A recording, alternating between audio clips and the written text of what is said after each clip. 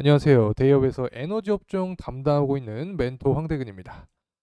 이 사실 두산 퓨얼셀 같은 경우에 이 주주분들께서 굉장히 고민이 많으신 종목이라고 생각합니다. 저도 이 종목에 굉장히 애착이 많기 때문에 정말 다 이해를 하고 있습니다.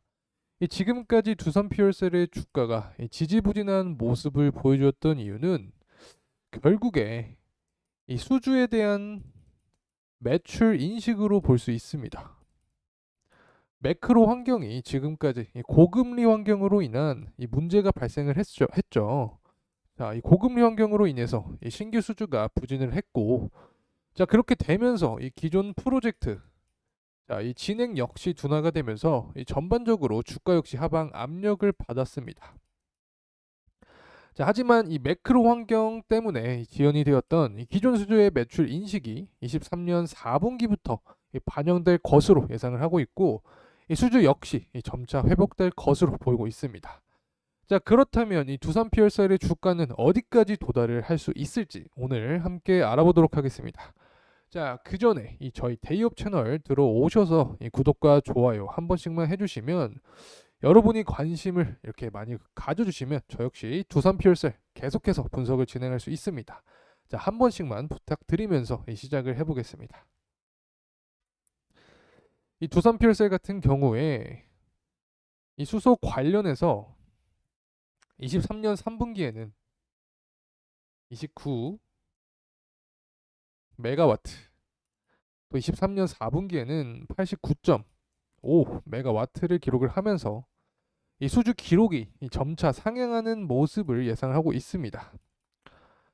자, 우리가 주목해야 할 점이 바로 여기에 있는데, 이 하반기 일반 수소 발전 입찰 시장에서 확보하게 될 물량이 24년 상반기에 신규 수주로 예상이 되면서 23년과는 다르게 이 상반기부터 신규 수주가 발생할 것으로 전망을 하고 있습니다.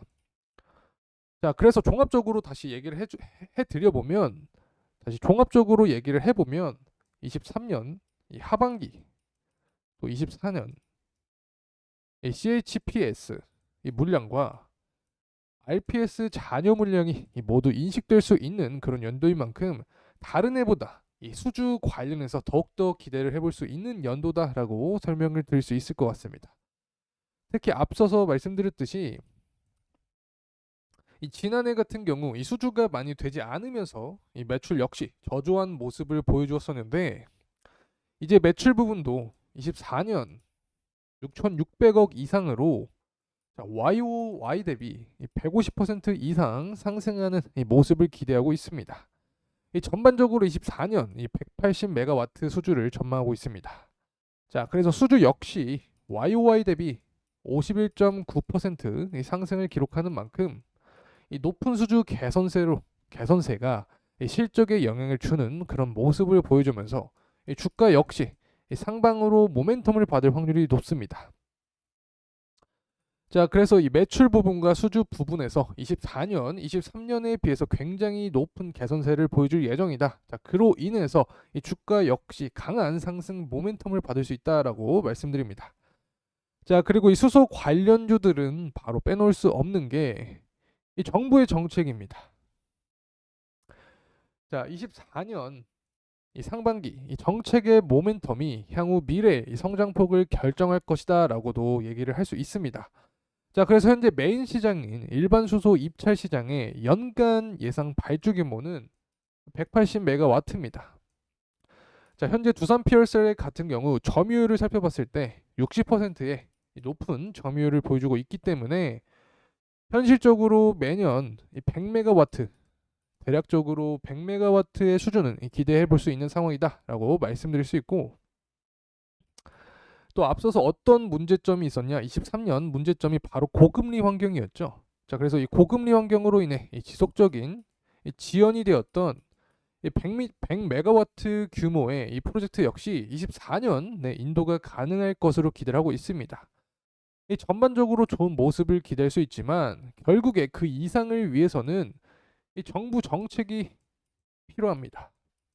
자, 그래서 24년 이 상반기 청정수소 입찰 시장에서 암모니아 혼소 이 경쟁을 뚫고 이 추가적인 수주가 가능한지, 또 24년 초에 발표될 이 특별법, 이 분산 에너지죠. 이 분산 에너지 특별법 시행령을 통해서 이 데이터 센서 그리고 병원과 같이 상업용 수요에 대한 발굴이 가능할지를 지켜봐야 합니다. 자, 그리고 긍정적인 측면은 이 글로벌 이 수전의 사업자들의 이 캐파가 증설이 되는데, 이 캐파가 증설이 되면 이 당연히 생산량 역시 증가하겠죠. 자, 뭐에 대한 생산량이냐? 이 바로 그린 수소입니다. 자, 그래서 그린 수소의 생산량이 증가를 하면서 이 발전 단가는 하락한다. 자, 그래서 수소 연료 전지의 수요가 증가할 것이다. 자, 그에 따라서 이 국내뿐만 아니라 이 해외 신규 수주에 따라서 이 주가 상승 모멘텀은 더 강하게 받을 수 있습니다. 자, 그렇다면 이 향후 주가 상승 모멘텀은 남아있는 걸 알았는데, 이제 어디까지 상승이 가능할지 말씀을 한번 드려보도록 하겠습니다. 자, 보시기 전에 이 구독과 좋아요 한 번씩 눌러주셨다고 믿고 다시 한번 진행하도록 하겠습니다. 먼저 EPS와 PER을 이용해서 구해보면 EPS 평균치 355.5, 또 PER 평균치 76.93인데, 이 대략적으로 계산을 해보면 27,348원 정도가 나옵니다. 자, 여기서 끝나는 게 아니라 자, BPS와 PBR을 이용해서 다시 한번 구해보면 6,928.5원, 또 PBR도 3.26, 자, 이 부분을 통해서 계산하면 22,587원이 나옵니다. 자, 그래서 두 계산 수치, 이 측정값의 평균을 구해보면 대략적으로 25,000원 구간이 나옵니다. 자, 그래서 우리가 생각할 수 있는 범주는 24,900원에서 25,000원까지 상승을 할 수 있겠다.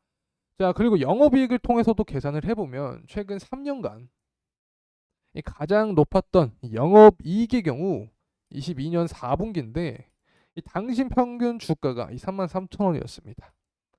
자, 그렇기 때문에 24년 같은 경우는 영업이익의 개선세, 또 수주의 증가로 이 33,000원까지는 못 오더라도 이 3만원 구간까지는 가능하지 않을까. 그래서 앞서 산출한 25,000원에서 이 3만원까지 이 주가 상승은 가능하지 않을까라는 생각을 합니다. 이 결국에 두산 PRS의 주가는 지금까지 설명을 드린 바로는 수주와 연관이 되어 있습니다. 이 직전 주가 상승을 볼 때도 12월부터 12월 주가의 강한 상승을 보여줬었는데, 이 당시에 이 국내외 신규 수주 확대 전망으로 실적 상승에 대한 기대감이 반영이 되었습니다. 실제로 실적 역시 증가를 했는데, 22년 같은 경우 이 수주한 건수들의 이 매출 인식이 다른 해랑 비교를 했을 때 이 4분기에 집중이 되면서 이 매출액이 증가했습니다. 자, 그래서 이 부분도 22년 12월에 큰 주가 상승 모멘텀으로 작용을 했습니다. 자, 그리고 또 호주로의 수소 시장 진출 소식까지 겹치면서 강세를 보여줬는데, 자, 주가 하방 전환 시점은 바로 4월이었습니다. 자, 이 부분 역시 여러분도 이제 아시겠죠? 바로 실적과 연관이 있습니다. 이 당시 이 중국향 매출 인식이 이 매출 인식 시점이 지연이 되면서 이 매출 플러스 영업이익 모두 이 시장에서 기대했던 그런 컨센서스와는 다른 모습을 보여줬고, 이로 인한 강한 매도세가 발생을 했습니다. 이 하방 압력을 뚫고 올라가기 위해서는 실적이 잘 나와야 하는데, 이 7월의 경우 역시 2분기 실적이 하락하면서 계속된 이 주가 하락 모습을 보여줬습니다. 자, 여기서 우리가 얘기를 할 수 있는 부분은 실적과 관련된 기대치가 이 주가를 끌어올린다라고 말씀을 드릴 수 있습니다. 자, 그래서 24년, 23년과 비교를 했을 때 더 강한 수주, 그로 인한 실적 모멘텀, 자, 이 부분이 충분한 주가 상승을 끌어올릴 수 있는 그런 원동력이 될 것이다 라고 설명을 드렸습니다. 자, 하지만 현재 매크로적인 이슈로 인해서 이 금리 인하의 가능성이 점차 뒤로 밀려 나가고 있는데, 이 부분에 따른 리스크 역시 존재합니다. 자, 저번 주에 어떤 중요한 매크로 이슈가 있었냐? 바로 CPI입니다. 지난해 12월 CPI는 전년 동월 대비 3.4% 오르면서 예상치를 웃돈 모습을 보여줬습니다. 자, 그리고 이 노동시장 역시 강세를 보이는데, 이 신규 실업수당 청구 건수가 감소하면서 강세를 보였습니다. 전반적으로 이 금리 인하에 대한 기대감이 꺾일 수 있는 그런 지표들이 나오면서 시장은 전반적인 하방 압력을 받았습니다.